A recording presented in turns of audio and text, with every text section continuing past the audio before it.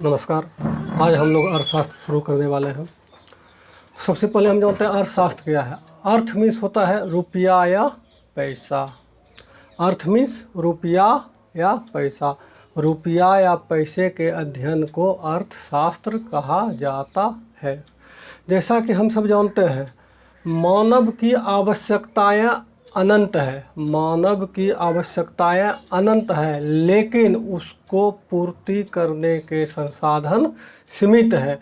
तो इन्हीं सीमित संसाधनों से हम कैसे अधिक से अधिक लाभ उठा सकते हैं, तो यही जो लाभ उठाने का क्रिया हुआ, इसी को अर्थशास्त्र या अर्थव्यवस्था कहा जाता है। तो अर्थशास्त्र मानवीय आवश्यकताओं की पूर्ति हेतु अपनाई गई व्यवस्था को अर्थव्यवस्था कहा जाता है। मानवीय आवश्यकताओं की पूर्ति हेतु अपनाई गई व्यवस्था को अर्थव्यवस्था कहा जाता है। अर्थशास्त्र के जनक एडम स्मिथ है। अर्थशास्त्र के जनक एडम स्मिथ को कहा जाता है।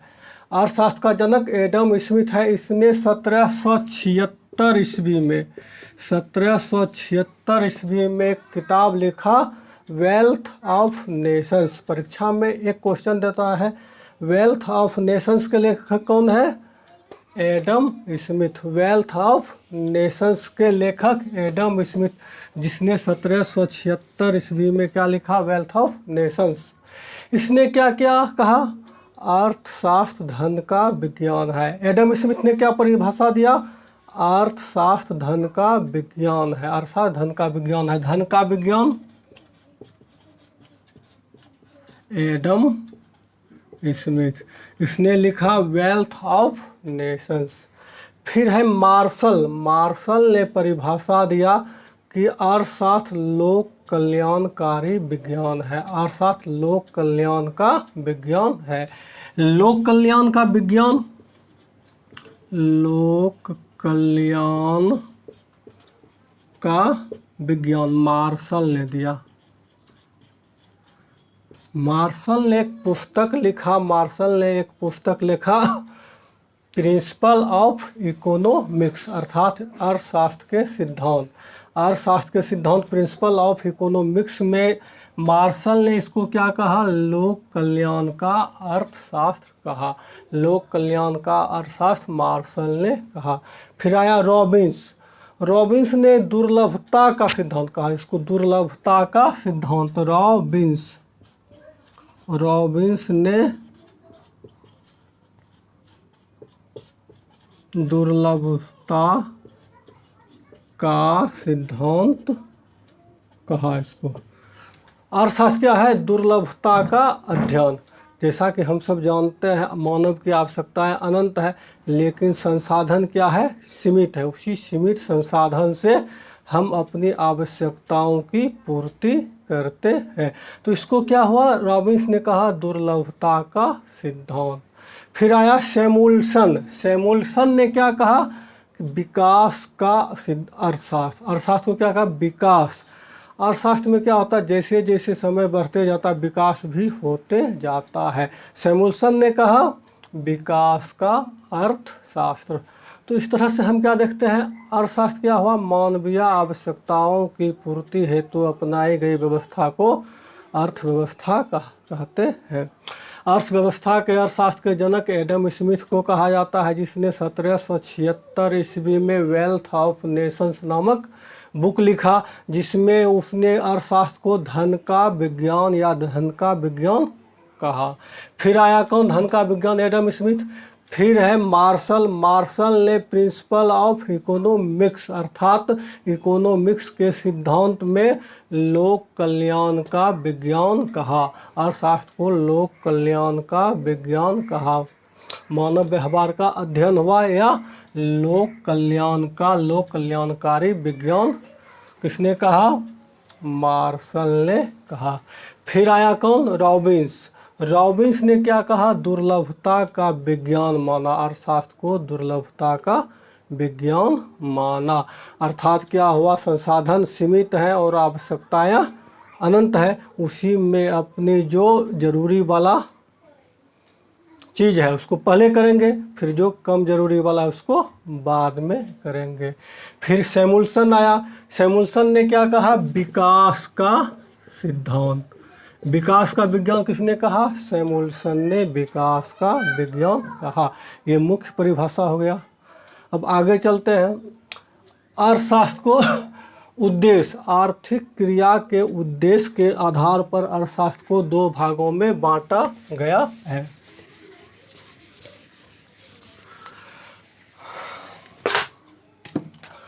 आर्थिक क्रिया के उद्देश्य के आधार पर अर्थशास्त्र को दो भागों में बांटा गया है, व्यष्टि अर्थशास्त्र और समष्टि अर्थशास्त्र। व्यष्टि अर्थशास्त्र और समष्टि अर्थशास्त्र क्या है? आर्थिक क्रिया के उद्देश्य के आधार पर व्यष्टि। व्यष्टि मतलब क्या होता है? सूक्ष्म, सूक्ष्म या माइक्रो। माइक्रो मीन्स क्या होता है? सूक्ष्म या छोटा। व्यष्टि मतलब क्या हुआ? सूक्ष्म या माइक्रो। व्यष्टि अर्थशास्त्र को क्या कहा जाता है? सूक्ष्म या माइक्रो अर्थशास्त्र या माइक्रो इकोनॉमिक्स भी कहा जाता है। तो इसमें क्या होता है? किसी खास, कोई एक व्यक्ति हो, एक फर्म हो, एक उद्योग हो, इसमें अध्ययन किया जाता है। किसी खास एक व्यक्ति, वस्तु, उद्योग का अध्ययन किया जाएगा तो उसको व्यष्टि अर्थशास्त्र या माइक्रो अर्थशास्त्र या व्यष्टि हुआ, माइक्रो हुआ या सूक्ष्म अर्थशास्त्र कहा जाता है। व्यष्टि अर्थशास्त्र क्या हुआ? जिसमें किसी खास, मतलब एक व्यक्ति हो, एक परिवार हो, एक फर्म हो, एक उद्योग हो, उसका अध्ययन किया जाता है तो उसे व्यष्टि अर्थशास्त्र कहा जाएगा या माइक्रो इकोनॉमिक्स या सूक्ष्म अर्थशास्त्र कहा जाता है। तो ये हो गया व्यष्टि मतलब हुआ सूक्ष्म, माइक्रो अर्थशास्त्र, अर्थव्यवस्था। फिर है दूसरा समष्टि अर्थशास्त्र। समष्टि को इंग्लिश में मैक्रो इकोनॉमिक्स कहा जाता है। मैक्रो, मैक्रो मतलब क्या होता है? विशाल, बृहत। मैक्रो या बृहत अर्थशास्त्र। समष्टि अर्थशास्त्र या मैक्रो अर्थशास्त्र या बृहत अर्थशास्त्र। समष्टि मतलब क्या हुआ? संपूर्ण, पूरे देश, पूरा राज्य, पूरा विश्व, इस सब का अध्ययन करना क्या किस में आएगा? समष्टि अर्थशास्त्र में आएगा या मैक्रो अर्थशास्त्र या बृहत अर्थशास्त्र एक ही है। तो समष्टि में क्या हो? मैक्रो बृहत हो गया। जैसे राष्ट्रीय आय का हम करते हैं, राष्ट्रीय आय। राष्ट्रीय आय का मतलब क्या हुआ? पूरे देश की आय का अध्ययन करना। यदि रोजगार का अध्ययन करते हैं, राष्ट्रीय आय होगा, रोजगार हुआ, बेरोजगारी हुआ, जनसंख्या हुआ, इस सब का जो अध्ययन करते हैं तो वो किस में आता है? समष्टि या मैक्रो अर्थशास्त्र के अंतर्गत आता है। तो क्या हुआ? उद्देश्य के आधार पर अर्थशास्त्र दो प्रकार का हो गया, व्यष्टि या माइक्रो या सूक्ष्म, जिसमें क्या होता है? किसी खास व्यक्ति, वस्तु, फर्म, उद्योग का अध्ययन किया जाता है, उसे माइक्रो या व्यष्टि या सूक्ष्म अर्थशास्त्र कहा जाएगा। और फिर क्या है? समष्टि मतलब मैक्रो, बृहद, विशाल स्तर पर, मतलब पूरे संपूर्ण का अध्ययन जिसमें किया जाएगा उसे समष्टि कहा जाएगा। जैसे राष्ट्रीय आय, जनसंख्या, रोजगार, बेरोजगारी, इस सब का अध्ययन जो किया जाएगा समष्टि के अंतर्गत किया जाएगा।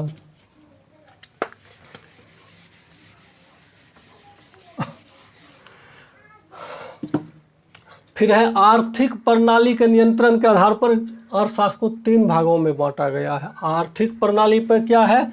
पूंजीवादी, एक है पूंजीवादी अर्थव्यवस्था। पूंजीवादी क्या है? जिसमें उत्पादन के साधनों पर, जिसमें उत्पादन के साधनों पर पूंजीपति का अधिकार हो, अर्थात निजी लोगों का अधिकार हो, उसे पूंजीवादी अर्थव्यवस्था कहा जाता है। पूंजीवादी क्या हुआ? जिसमें उत्पादन के साधनों पर पूंजीपति हो, निजी उद्योगों का अधिकार हो, निजी लोगों का अधिकार हो, उसे पूंजीवादी अर्थव्यवस्था कहा जाता है। जैसे क्या है, अमेरिका हुआ, फ्रांस हुआ, जापान हुआ, यह सब जो अर्थव्यवस्था है पूंजीवादी अर्थव्यवस्था के उदाहरण है। पूंजीवादी क्या हुआ? जिसमें उत्पादन के साधनों पर पूंजीपति उद्योगपति का अधिकार हो, उसे पूंजीवादी अर्थव्यवस्था कहा जाता है। फिर है समाजवादी।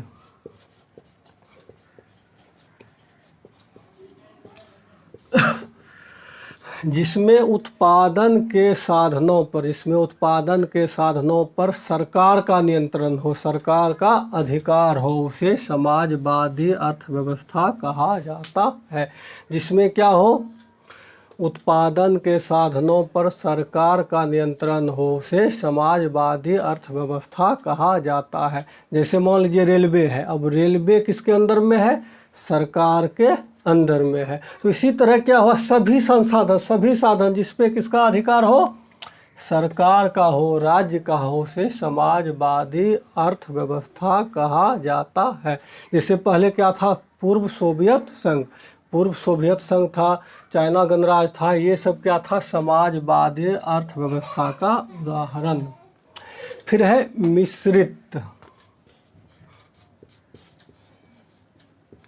मिश्रित मतलब होता है पूंजीवादी और समाजवादी दोनों का मिश्रण।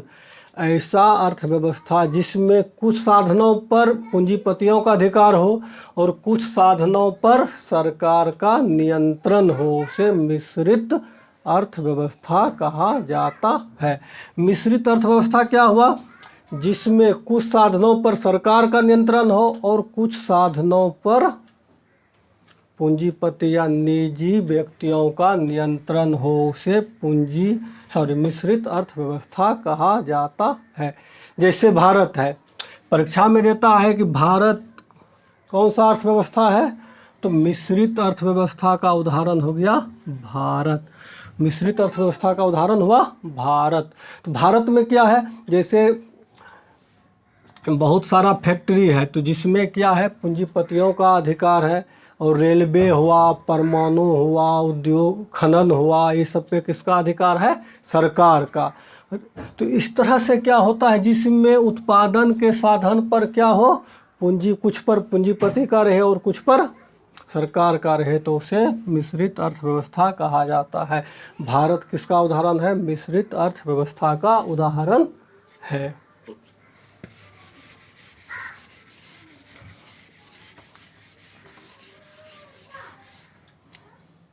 फिर है विकास के आधार पर अविकसित, विकासशील और विकसित। विकास के आधार पर, आर्थिक विकास के आधार पर अर्थव्यवस्था को 3 भागों में अविकसित मतलब क्या हुआ? जहाँ की अर्थव्यवस्था में क्या हो? विकास का अभाव पाया जाए, जहाँ का राष्ट्रीय आय कम हो, शिक्षा का दर कम हो, जनसंख्या वृद्धि दर बहुत अधिक हो, यह सब क्या कहलाएगा? अविकसित अर्थव्यवस्था के अंतर्गत आता है। जैसे अफ्रीका का कुछ देश है जो कि क्या है? पूरा अविकसित है, वहाँ विकास नहीं हुआ है, तो वह क्या कहलाएगा? अविकसित। और विकासशील क्या है? जिसमें क्या है? पहले अविकसित था लेकिन अभी विकास के पथ पर अग्रसर है, विकास के पथ पर अग्रसर है। राष्ट्रीय आय में वृद्धि हो रही है, प्रति व्यक्ति आय में वृद्धि हो रही है, शिक्षा के स्तर में सुधार हो रहा है, जीवन स्तर में सुधार हो रहा है, बिजली खपत में क्या हो रहा है? वृद्धि हो रहा। तो यह सब क्या कहलाएगा? विकासशील अर्थव्यवस्था। भारत क्या है? एक विकासशील अर्थव्यवस्था है। भारत क्या है? विकासशील अर्थव्यवस्था। मतलब क्या हुआ? विकासशील अभी क्या है? पहले की अपेक्षा इसमें सभी क्षेत्रों में विकास हो रहा है, तो वह क्या कहलाएगा? विकासशील अर्थव्यवस्था। फिर है विकसित।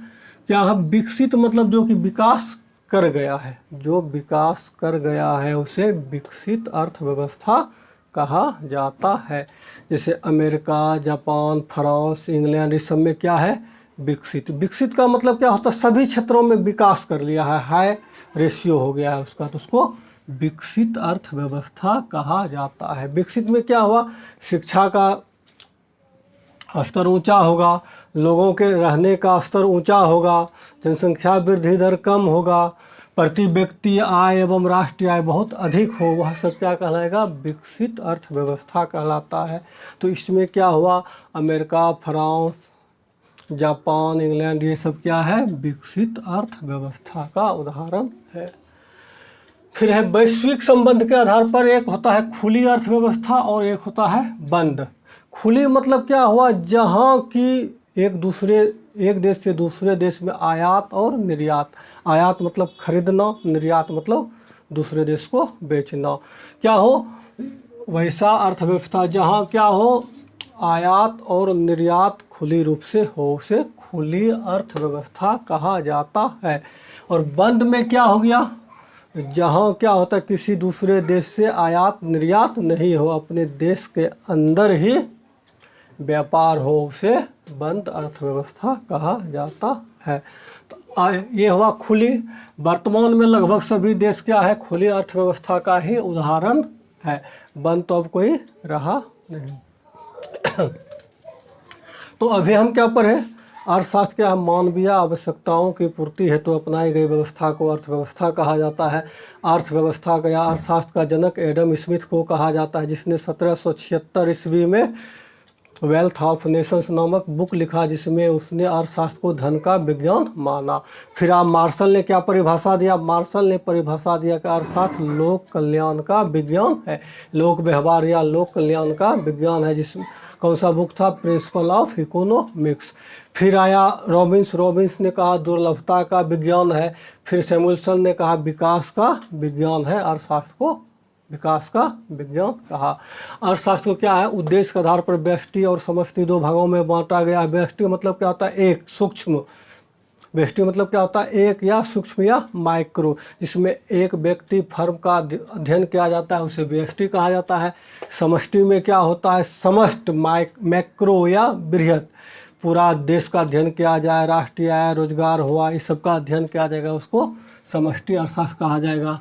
फिर आर्थिक प्रणाली पे क्या है? पूंजीवादी, जिसमें उत्पादन के साधनों पर पूंजीपतियों का अधिकार हो, नियंत्रण हो, उसे पूंजीवादी अर्थव्यवस्था कहा जाता है। जैसे अमेरिका, ब्रिटेन, फ्रांस, ये सब पूंजीवादी हो गया।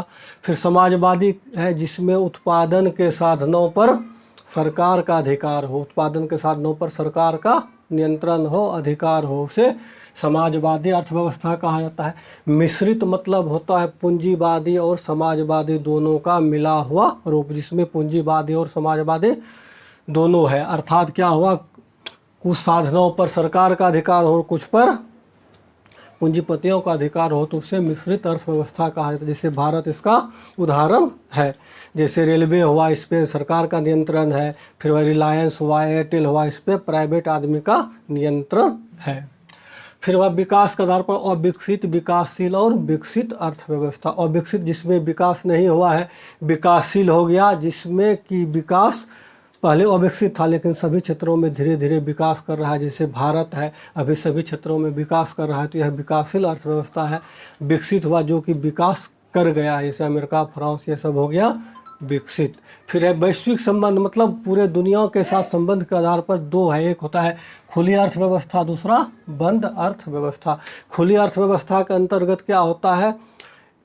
एक देश से दूसरे देश में आयात और निर्यात आसानी से किया जा सकता है। बंद में क्या होता है? दूसरे देश से कोई लेना देना नहीं, सिर्फ अपने देश के अंदर ही करता है। तो वर्तमान में लगभग ऐसा कोई देश नहीं है। धन्यवाद।